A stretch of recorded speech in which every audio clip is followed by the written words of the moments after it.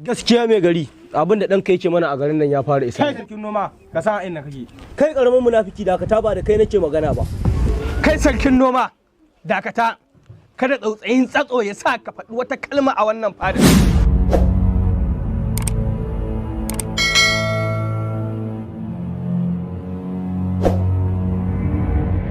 Kori mar haka haba yan samari wannan aikin zali ne. Duk nan gurin kaga sa'an babanka.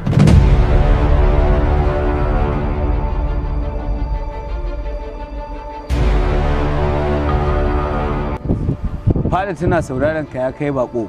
Me ya kawo ka cikin wannan gari ko me ya sa ka a cikin wannan yanayi? Ko suwaye suka aikata wannan abin ba zan taɓa ƙyale su ba. Haba ranka hidadi kada a yi saurin yanke hukunci akan abin da bamu da tabbaci. Wanne tabbaci? Maliman ni ɗana ba zai aikata wannan abin ba.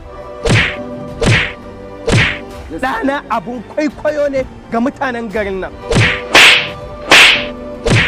Ɗana ba zai taɓa aikata wannan abin da ke magana ba. Wallahi taimake ka, wallahi ba kasafi nake masa ba, duk abin da na faɗa maka gaskiya ne.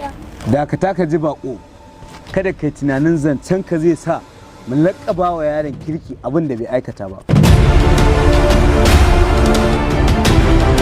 Sarkin fada, a ɗauki wannan tsoho a je a sa shi ɗakin duhu. An gama ranka a zuba mai sauraye. An gama ranka daɗe.